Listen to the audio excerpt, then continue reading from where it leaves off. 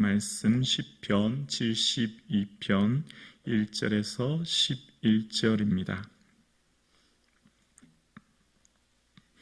함께 하나님 말씀을 고백드리겠습니다.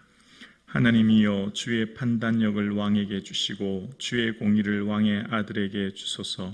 그가 주의 백성을 공의로 재판하며 주의 가난한 자를 정의로 재판하리니, 의로 말미암아 산들이 백성에게 평강을 주며 작은 산들도 그리하리로다. 그가 가난한 백성의 억울함을 풀어주며 궁핍한 자의 자손을 구원하며 압박하는 자를 꺾으리로다. 그들이 해가 있을 동안에도 주를 두려워하며 달이 있을 동안에도 대대로 그리하리로다.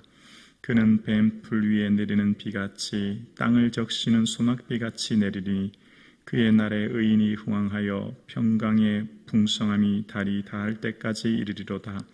그가 바다에서부터 바다까지와 강에서부터 땅끝까지 다스리리니, 광야에 사는 자는 그 앞에 굽히며 그의 원수들은 티끌을 얕을 것이며, 다시스와 섬의 왕들이 조공을 바치며 스바와 시바 왕들이 예물을 드리리로다. 모든 왕이 그의 앞에 부복하며 모든 민족이 다 그를 섬기리로다. 아멘. 오늘 시편의 표제어는 솔로몬의 시라고 되어 있습니다. 그런데 오늘 이 솔로몬의라고 하는 이 시라고 되어 있지만, 그 72년 성경, 히브리어를 헬라어로 번역한 72년 성경에는 솔로몬을 위한 시로 번역합니다. 그러니까 솔로몬을 위해 다윗이 한 기도가 된 거죠. 그래서 오늘 본문 시편 72편 마지막 9절 20절에 보면 이새의 아들 다윗의 기도가 끝나니라 라고 시를 마치고 있습니다. 그러니까 다윗의 아들 솔로몬을 위한 기도로 이렇게 보면 되는 것이죠. 그래서 이 사랑하는 아들 솔로몬이 이제 한 나라를 다스리고 통치해야 되는 아주 중요한 자리에 오르게 되는데, 국가의 지도자가 굉장히 중요하고 그의 판단, 그의 모든 정치적 또 윤리적 사회적 판단이 한 나라를 세워가는데 매우 중요한 역할을 하기에 오늘 하는 기도가 오늘 본문에 기록되어 있습니다. 자, 1절과 2절입니다. 하나님이여, 주의 판단력을 왕에게 주시고 주의 공의를 왕의 아들에게 주소서. 그가 주의 백성을 공의로 재판하며 주의 가난한 자를 정의로 재판하리니. 오늘 본문에 하나님께 기도하는 내용 중에 주의 판단력을 왕에게 주시고 주의 공의를 왕의 아들에게 주소서라고 하면서 이제 공의와 정의라는 단어가 이제 계속해서 반복해서 오늘 본문에 등장합니다. 이 공의라고 하는 것, 체데카, 그냥 쉽게 그냥 간략하게 설명하면 체데카는 경제적 정의로 해석하면 쉽게 해석이 됩니다. 경제적 정의죠. 경제적 정의가 실현되게 하는 것. 그럼 어떻게 될까요? 가난한 자가 사라지는 것, 가난한 자가 등장하지 않은 것. 그래서 레위기 19장에 보면 이 레위기 19장 9절에 이런 내용이 기록하는데요. 너희가 땅에서 곡식을 거둘 때에 너희의 밭 모퉁이까지 다 거두지 말고 내 떨어진 이삭도 줍지 말며 내 포도원의 열매를 다 따지 말며 내 포도원에 떨어진 열매도 줍지 말고 가난한 사람과 거류민을 위해 버려두라 라는 말씀이 나와요. 가난한 사람, 거류민은 이방인들, 나그네들을 위해서 곡식을 거둘 때 다 거두지 말라는 거죠. 가난한 사람을 배려하라는 겁니다. 그러니까 이 체데카라고 하는 공의는 경제적 정의로 그 땅에 살아가는 모든 약자를 위해 보호하기 위한 하나님의 마음이 담겨져 있고, 또 오늘 본문에 등장하는 정의라고 하는 미슈파트라는 단어가 나와요. 이 정의라고 하는 미슈파트도 그냥 쉽게 설명하면 사법적 정의입니다. 사법적 정의. 재판이 공정하게 되면 어떻게 될까요? 억울한 사람이 생기지 않는 거예요. 그 사회에 억울한 자가 등장하지 않게 되는 거죠. 그래서 이 말씀도 레위기 19장 15절에 보면 너희는 재판할 때 불의를 행하지 말며 가난한 자의 편을 들지 말며 세력 있는 자라고 두둔하지 말고 공의로 사람을 재판할 것이며 라는 말씀이 나와요. 재판을 공정하게 해야 된다라는 말씀이죠. 그래서 이 공의와 정의를 실현되게 하는 것은 하나님과 언약적 관계를 맺은 백성들, 하나님이 통치하는 이스라엘 백성들에게는 이 두 가지가 반드시 나타나야 된다라는 거예요.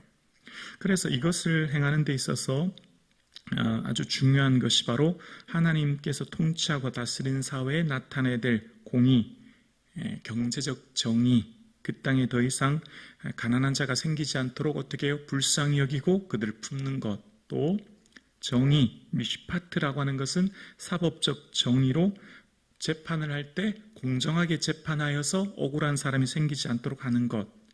여러분, 다윗이 광야에서 쫓겨다닐 때 아둘람 굴에서 다윗에게 막 몰려온 사람들의 부류가 있었습니다. 어떤 사람이었죠? 환난당한 자, 가난한 자, 환난당한 자, 빚진 자, 마음이 원통한 자입니다. 빚진 자가 대표적으로 이 체데카에 해당하는 거죠. 왜 빚을 졌죠? 가난하게 되어진 이 사회 구조적 때문인 거죠. 그리고 마음이 원통한 자, 왜 원통하죠? 재판이 공정하게 집행되지 않기 때문에 원통한 자가 생긴 거죠. 그래서 이 이스라엘이 무너진 것, 그러니까 여러분 이스라엘 국가가 남유다와 북이스라엘이 무너진 것, 멸망해서 아수르와 바벨론의 포로로 간 근본적인 이유는 우상숭배는 표면적인 거예요. 우상숭배는 나타나 보여지는 것이고 그 근본적인 이유는 공의와 정의가 실현되지 않은 사회 때문에 무너진 겁니다. 우상숭배는 표면적으로 그들이 욕심을 내어서 우상을 숭배하여 그들이 더 많은 것을 쟁취하고 얻으려고 하니 그러니까 어떻게 되죠? 내 욕심대로 살아가는 겁니다. 지도자들도 백성들도 욕심대로 살아가니까 그래서 공의와 정의가 실현되지 않는 거예요. 그래서 선지자들이 나타나서 상하상에 눕고 금보다 더 비싼 코끼리 상하로 된 상에 누워서 자면서 가난한 자를 신 한 켤레로 판다라고 하면서 아모스가 막 책망하죠. 그러니까 이 이스라엘 백성들에게 구약에 있어서 굉장히 중요한 하나님의 통치하는 방식, 그리고 굉장히 중요한 하나님의 언약적 관계로서 백성들이 살아가는 데 있어서 매우 중요한 것이 바로 공의와 정의입니다. 이게 구약 성경에 흐르는 큰 물줄기예요. 그래서 그 공의와 정의를 행하는 데 있어서 매우 중요한 것은 왕, 즉 한 나라를 통치하는 왕이 이것을 행해야 되는 게 있어서 매우 중요한 자리에 있기 때문에 다윗은 솔로몬을 향해 그것을 향해 기도하고 있는 겁니다. 그래서 그렇게 되면 어떻게 되죠? 4절에 보면 4절에 그가 가난한 백성의 억울함을 풀어주며 궁핍한 자의 자손을 구원하며 압박하는 자를 꺾으리로다. 어떡하죠? 억울하고 가난하고 궁핍한 사람들이 생기지 않는 것, 그 사회가 이루어지는 것, 그 백성들의 억울함, 또 궁핍한 자를 구원하는 것, 그 모든 압박과 억울함이 꺾여지고 해결되는 것을 기도하고 있는 거예요. 그래서 하나님께서 기뻐하시는 민족, 또 하나님께서 통치하기 원하시는 백성에게 바라시는 마음이 여기에 담겨져 있는 거죠. 오늘 예배 드리시는 저와 여러분의 삶에 살아가는 자녀들의 삶이 하나님이 주신 이 공의와 정의를 실현하는 자녀들 될 수 있기를 주의 이름으로 축원합니다. 우리에 보면 하나님 믿는 백성으로서 우리 살아가는 자녀들에 대한 바람, 기대, 꿈이 다 있잖아요. 근데 우리의 꿈과 기대와 비전은 예수 믿는 사람과 믿지 않은 믿는 사람과 믿지 않은 사람은 차이가 있어야 되잖아요. 그래서 예수 믿지 않은 사람들도 자녀들이 다 높은 위치에 오르고 더 부유하고 사회적으로 인정받는 삶은 누구나 원하지 않습니까? 근데 우리는 그걸 뛰어넘는 거죠. 우리는 그런 차원의 자녀들을 향한 바람이 아닌 거죠. 자녀들의 삶이 하나님이 주신 이 공의와 정의의 마음을 품고 그것을 어떤 자리에 있든지 그가 어떤 위치에 있든지 그것을 실현하는 삶을 살면 어떻게 되죠? 가난한 자, 억울한 자, 고통당하는 자가 사라지는 사회가 되는 거예요. 그게 우리의 기도 제목이 되고 우리의 바람이 되고 우리의 자녀들을 향한 꿈이 되는 것입니다. 그것이 하나님께서 다스리고 통치하시는 사회, 즉 정의가 실현되는 것이죠. 이것이 곧 하나님께서 원하시는 사회, 약자를 보호하는 사회 정의가 이루어지는 사회를 원하는 것이고, 그것을 지금 다윗은 가장 사랑하는 아들 솔로몬, 이제 왕이 되어서 내 다음으로서 이스라엘을 통치해야 될 그 아들에게 바라는 마음이 담겨져 있는 거예요. 그러면 이런 왕이 통치하는 사회가 되면 그가 다스리는 시간과 공간 동안, 그가 행하는 모든 동안 그 나라, 그 피조물, 그 안에 있는 모든 사람들이 평강을 누리게 될 것임을 이야기하는 겁니다. 5절에서 8절인데 5절에는 그 시간적 상황을 설명합니다. 5절에 그들이 해가 있을 동안에 주를 두려워하며 달이 있을 동안에도 대대로 그리하리로다. 영원토록 대대로 통치하게 되며, 공간적으로도 8절에 그가 바다에서부터 바다까지와 강에서부터 땅끝까지 다스리니, 그 공의와 정의를 실현하는 왕이 통치하는 그 공간적 의미로서 모든 백성들이 넓게 그 모든 것을 다스리게 될 것을 이야기합니다. 그리고 이제 오늘 본문 다음 내일 9절에도 보면 12절과 13절 이런 표현이 나오지요.